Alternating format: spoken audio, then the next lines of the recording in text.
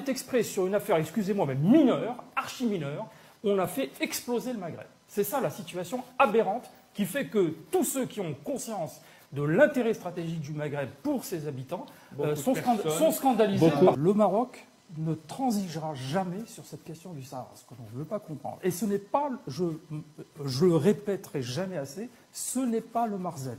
Ce n'est pas le Marzen, c'est le Maroc.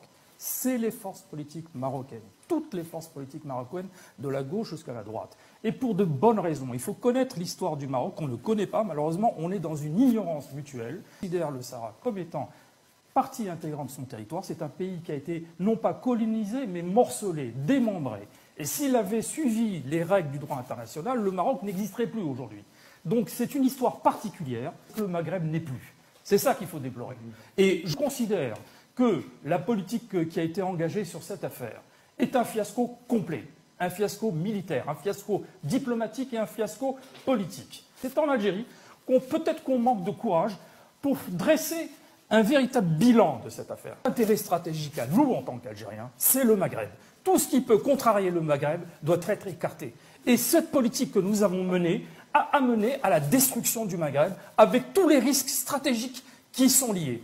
Parlez aux Libyens, parlez aux Tunisiens, lorsqu'ils peuvent vous parler librement, et ils vous diront ce qu'ils en pensent. Je ne parle pas du reste du monde arabe, qui considère que cette affaire est une folie, et que l'Algérie, qui donne des leçons en matière d'unité, ferait bien de commencer par la question de la décolonisation du Sahara occidental en 1964 a été portée par le Maroc. La première revendication concernant le référendum, c'est encore le Maroc qui l'a fait.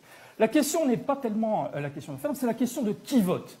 Et vous savez très bien qu'il y a aujourd'hui 600 000 habitants au Sahara occidental et 200 000... chacun réclame l'authenticité.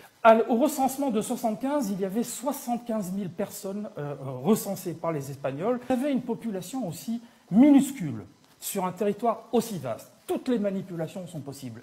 L'autodétermination est en réalité souvent le prétexte qu'utilise l'impérialisme pour démembrer les pays.